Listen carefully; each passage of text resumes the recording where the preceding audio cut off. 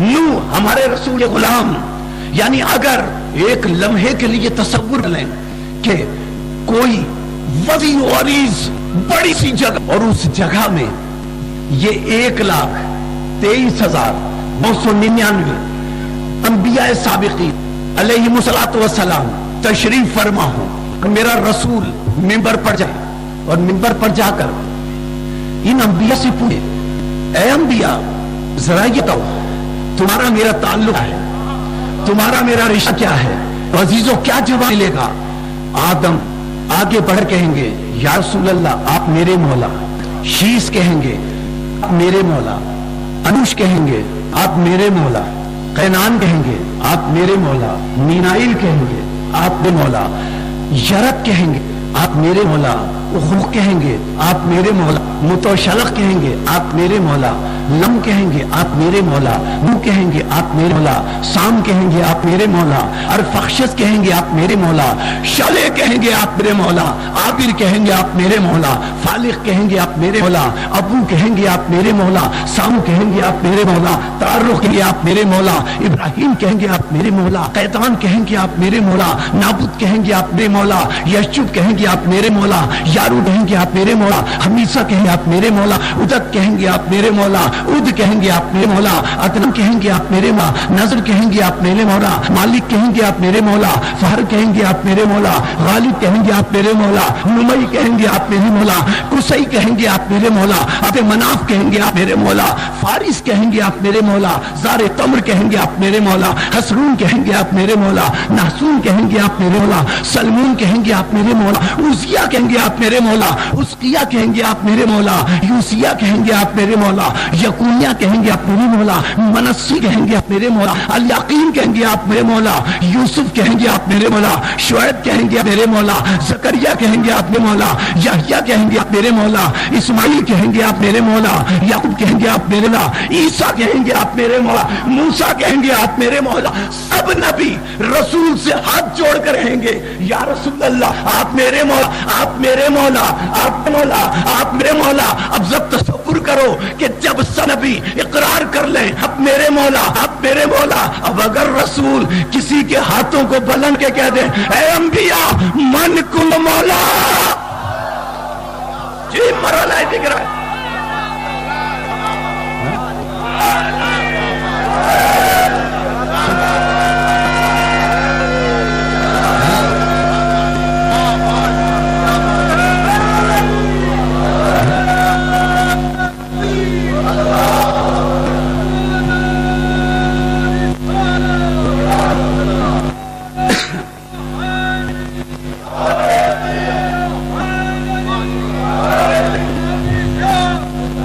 अजीज़ान मुहतरम, मसला क्या है? देखिए, ये जो अली की मौलाइयत नहीं माना जाता और मैं जो इसरार कर रहा हूं, बयान कर रहा हूं कि रिसालत की फजीलतों को समझें, इसलिए हमारी नशिस्तों में, हमारे मजलिसों में रसूल की फजीलतें बयान करना जरूरी है। क्यों जरूरी है? इसलिए कि मसला यही है कि अगर रसूल समझ में आ जाते तो अली समझ में आते। मसला ये है,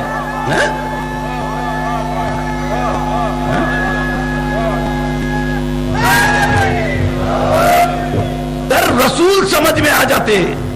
देखिए, रसूल को जमाना नहीं समझा, अब अपनी तरफ से बात नहीं करा, बड़ा बच्चों इस गुफ्तगू पर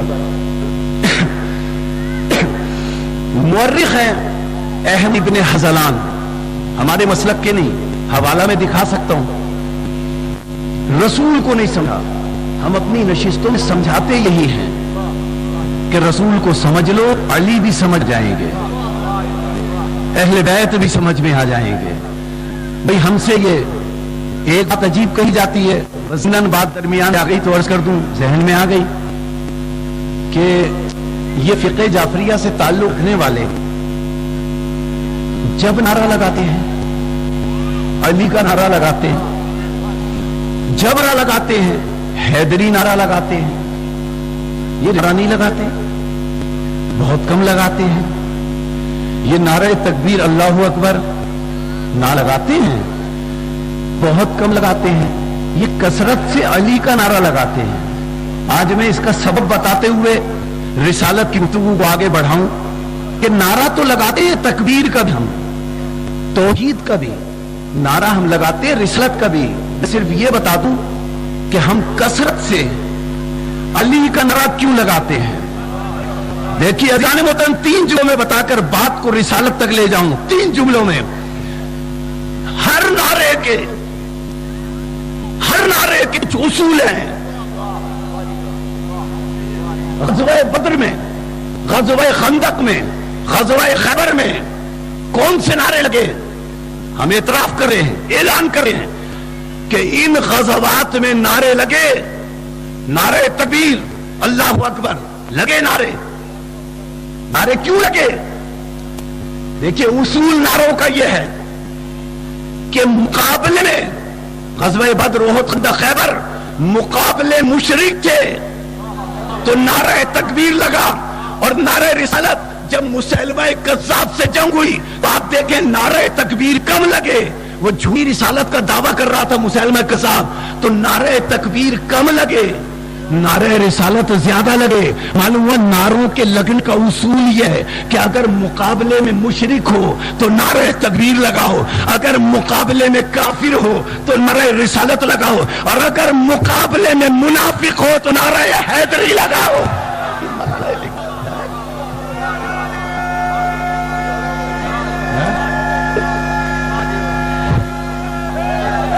دیکھیے ہم نے مسئلہ کیا ہے، ہم نے رسول کو نہیں جانا ہے، ہم نے رسالت کو نہیں پہچانا.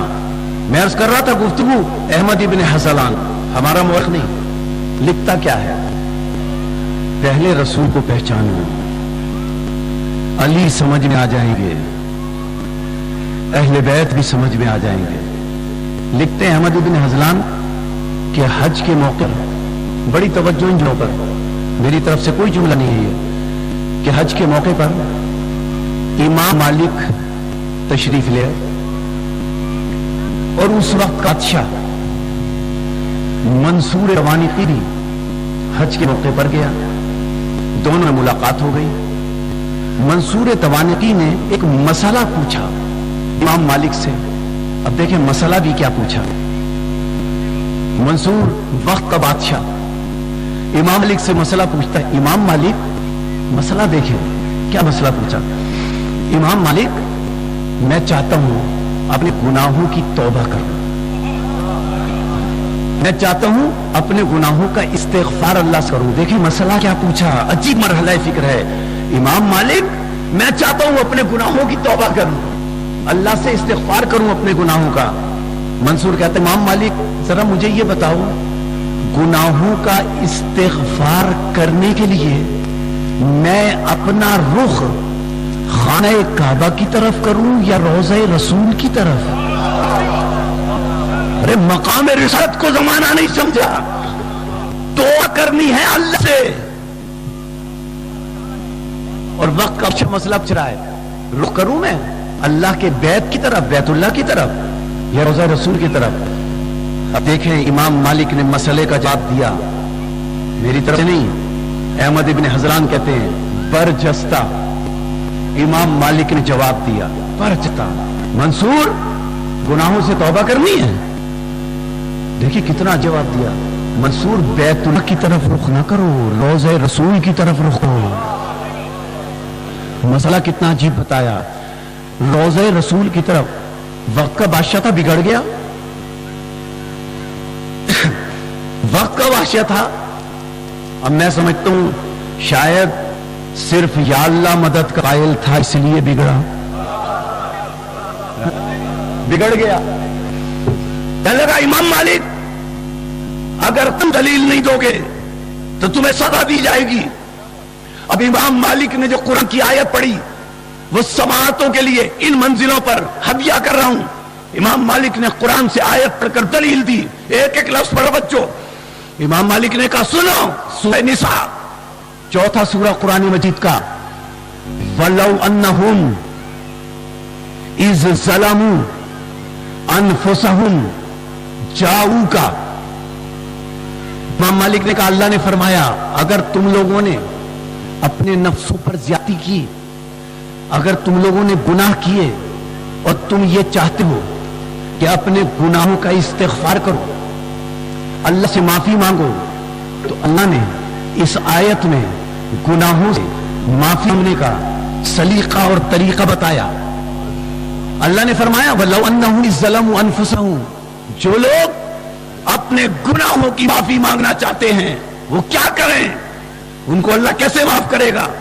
آیت میں اللہ نے فرمایا وَلَوْ أَنَّهُمْ إِذْ ظَلَمُوا أَنفُسَهُمْ، جنہوں نے گناہ کیے، اے رسول انہیں چاہیے کہ گناہوں کی معافی مانگنے کے لیے جاؤ کا سب سے پہلے وہ تیرے پاس آئیں۔ جاؤ کا ہر مسلک میں ترجمہ یہی ہے، اے رسول سب سے پہلے وہ تیرے پاس آئیں، تیرے پاس آ کر کیا کریں؟ فاستغفر اللہ، آئیں تیرے پاس، اور تیرے پاس آنے کے بعد فاستغفر اللہ، پھر اللہ سے معافی مانگے۔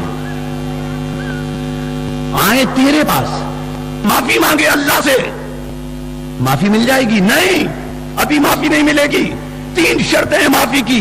جاؤ کا پہلے تیرے پاس آئیں، فاستغفر اللہ، تیرے پاس آ کر اللہ سے معافی مانگیں، واستغفر لہم الرسول، اور اللہ کا رسول بھی ان کو معاف کرنے کے لیے اللہ سے سفارش کرے۔ اللہ کا رسول بھی ان کو معاف کرنے کے لیے اللہ سے سفارش کرے۔ جب یہ تین باتیں پوری ہو جائیں لَوَجَدُ اللَّهَ تَوَّابًا رَحِيمًا، تو اے لوگوں تم اپنے رب کو توبہ قبول کرنے والا بھی پاؤ گے، بہت زیادہ رحم کرنے والی پاؤ گے۔ اب رسول موجود ہیں، آیت ہے نا، اب میں نے عرض کر دی تو اس کا نتیجہ ضرور عرض کروں گا۔ رسول موجود ہیں، اگر رسول ظاہری طور پر موجود ہوتے، ہمیں نظر آتے، تو ہم ان کے پاس چلے جاتے، معافی مانگ لیتے، یا رسول اللہ سفارش کر دیں۔ لیکن جب رسول ہماری نظروں سے غائب، تو پھر یا رسول اللہ ہمیں طریقہ بتائیں ہم کیسے اللہ سے معافی مانگیں۔ تو یہ طریقہ حضرت بلال حبشی رضی اللہ تعالی عنہ نے بتایا۔ ہمارا سلام رسول کے مخلص صحابہ پر، انہوں نے طریقہ بتایا کہ جب رسول دنیا سے رخصت ہو گئے تو کچھ عرصے کے بعد مدینے میں قحط پڑا، شدید قحط پڑا، تو مدینے کے معززین حضرت بلال کے پاس آئے، بلال اللہ سے دعا کرو کہ آسمان سے بارش کا نزول ہو جائے۔ بلال نے معززین سے کہا اٹھو میرے ساتھ چلو، یہ کہہ کہ بلال چلے، ان معززین کے جلوس کی قیادت کرتے ہوئے بلال انہیں لے کر روضہ رسول پر آئے، اور روضہ رسول پر آ کر بلال نے جملے کہے یا رسول اللہ قحط گیا، بارش کا نزول ہو۔ بلال کے جملے مکمل نہیں ہوئے تھے، آسمان سے بارش کا نزول شروع ہو گیا۔ اب بڑی بحث کی جاتی ہے اس منزل پر کہ بلال نے کیا کہا یا رسول اللہ۔ اصل میں بحث ہی یہ کی جاتی ہے کہ یا حرف ندا ہے، عربی قواعد اور عربی گرامر جاننے والے لوگ کہتے ہیں یا ندا کا حرف ہے، اور اس کا منادہ جو ہے نا وہ زندہ ہونا چاہیے، وہ موجود ہونا چاہیے۔ اس منزل پر کہوں بلال سے پوچھو، بلال کی نظم رسول زندہ نہ ہوتے تو بلال یا رسول اللہ کیوں کہتے ہیں؟ میری روایت احمد ابن حضران کے جملے ہیں۔ اور پھر رسول کے اس فرمان پر غور کرو، انا علی من نور واحد، میں اور علی ایک ہی نور کے دو جز ہیں۔ جو نور کے پہلے جز کی کیفیت ہے وہی نور کے دوسرے جز کی کیفیت ہے، جو نور کے پہلے جز کی حقیقت و ماہیت ہے وہی نور کے دوسرے جز کی حقیقت و ماہیت ہے، جو نور کے پہلے جز کی شان وہی نور کے دوسرے جز کی شان ہے۔ جب نور کے پہلے جز کے لیے یا رسول اللہ مدد کہنا جائز ہے تو نور کے دوسرے جز کے لیے یا علی مدد کہنا جائز نہیں۔ اور عزیز نے محترم عجیب مرحلہ فکر ہے، دیکھیں مسلمانوں کے یہ جملے میں خصوصاً بچوں اور نوجوان دوستوں کی ساعتوں کے لیے اس منزل پر ہدیہ کر رہا ہوں۔ دیکھیں اصول یہ ہے مسلمانوں کے 73 فرقوں کا، زندہ پر مجھے بات یاد آئی کہ اصول یہ ہے 73 کے 73 فرقوں کا کہ یہ جو کلمہ پڑھا جاتا ہے نا، کلمہ پڑھا ہی اس کا جاتا ہے، متفقہ اصول ہے 73 فرقوں کا، کلمہ پڑھا ہی اس کا جاتا ہے جو زندہ ہو۔ اگر زندہ نہ ہو تو کلمہ نہیں پڑھا جاتا. آپ ترجمہ کر کے دیکھ لیں, لا الہ الا اللہ, اللہ کے سوا کوئی معبود نہیں ہے. کوئی یہ ترجمہ نہیں کرے گا اللہ کے سوا کوئی معبود نہیں تھا نہیں ہے. اللہ لا الہ الا هو الحی القیوم, وہ حی اور قیوم ہے اس لیے ہے. اب اس کے بعد دوسرا کلمے کا جز, کلمہ اس کو پڑھا جاتا ہے جو زندہ ہو. دوسرا کلمے کا جز محمد الرسول اللہ. بڑی توجہ جملوں پر, نوجوان دوستوں اور بچوں کی سماعتوں کے لیے ان منزلوں پر جملے ہدیہ کر رہا ہوں. محمد الرسول اللہ, محمد اللہ کے رسول ہیں. کسی میں جرأت ہے ترجمہ کرنے کی کہ محمد اللہ کے رسول تھے؟ اگر تھے ہوتے تو کلمے میں نہ آتے. محمد اللہ کے رسول ہیں. کس کا پڑھا جاتا ہے؟ کلمہ اس کا پڑھا جاتا ہے جو ہے. اب جملہ کہہ رہا ہوں, کلمہ اس کا پڑھا جاتا ہے جو ہے. کلمہ اس کا پڑھا جاتا ہے جو ہے. کلمہ ان کا نہیں پڑھا جاتا جو تھا. کلمہ ان کا نہیں پڑھا جاتا جو تھے.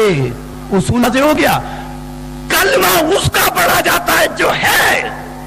کلمہ اس کا پڑھا جاتا ہے جو ہے. کلمہ اس کا نہیں پڑھا جاتا جو تھا. کلمہ اس کا نہیں پڑھا جاتا جو تھے. اب ہماری سمجھ میں آیا کہ لوگوں کا کلمہ محمد الرسول اللہ پہ رک کیوں گیا. اس لیے رکا کہ محمد کے بعد ان کے جتنے پیشوا تھے وہ سب مردہ تھے.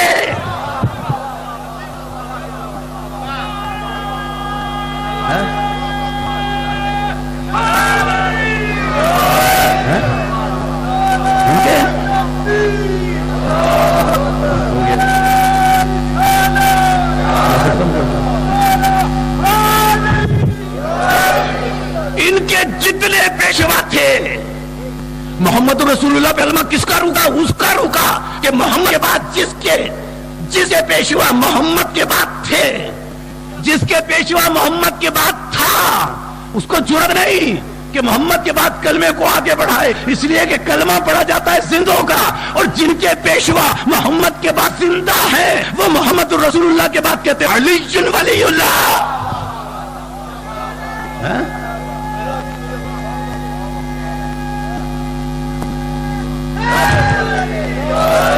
اور اتنے زندہ ہیں محمد رسول اللہ کے بعد ہمارے پیشوا اتنے زندہ ہیں کہ 12ویں اب تک زندہ ہیں. تھے نہیں ہیں. کلمہ اس کا پڑھا جاتا ہے جو زندہ ہو, اور اس کا کلمہ پڑھا جائے گا جو زندہ ہو. کیسے زندہ نہ ہو؟ اس نے کلمے کو زندہ کیا قیامت تک کے لیے. وہ خود زندہ کیوں نہ ہو جس نے کلمے کو قیامت تک زندہ کیا؟ پرواہ نہیں ہے گلے میں توق ہو, پرواہ نہیں ہے کہ چادریں سر سے اتر جائیں, پرواہ نہیں ہے کہ منہ پر تماچے پڑیں. بس ایک بات کہہ کر گفتگو کو ختم کروں گا. شام غریبہ میں آپ سمجھ گئے, بڑے بڑے نیزے لے کر ملعون آئے. میں تو دوہرا رہا ہوں, ایک بات کہنے کے لیے آپ کے آنسو کے ذریعے جملے کر رہا ہوں. آپ تو سمجھ گئے نا, سمجھ گئے. معصوم فرماتے ہیں کہ ہمارے منہوں سے ہمارے سخت مصائب نہ چھپایا کرو. اس لیے جرأت کر رہا ہوں کہنے کی. ملعون شام غریبہ میں بڑے بڑے نیزے لے کر اہل بیت کے خیام میں داخل ہوئے. آپ سمجھ گئے نا کیا کرنا چاہتے تھے؟ ایک بی بی کے قریب جاتے تھے, اس کی چادر اتارنا چاہتے تھے, نیزہ اس کے سر پر مارتے تھے. اس کی چادر تو الجھ کر نیزے میں آ جاتی تھی, لیکن بی بی کے سر سے خون کا فوارہ بلند ہوتا تھا, اور وہ بی بی فریاد کرتی تھی, واہ محمدہ, واہ علیہ, واہ فاطمہ, واہ حسنہ, واہ حسینہ. بس آج کی گفتگو کے آخری جملے شام غریبہ میں ہر بی بی نے چادر کے اترتے وقت فریاد کی, یا رسول اللہ مدد, یا علی مدد, یا فاطمہ مدد, یا حسن مدد, یا حسین مدد. لیکن جب ایک ملعون بڑا سا نیزہ لے کر جناب زینب سلام اللہ علیہا کے قریب پہنچا اور جناب زینب کے سر میں نیزہ لگا تو چادر زینب اتری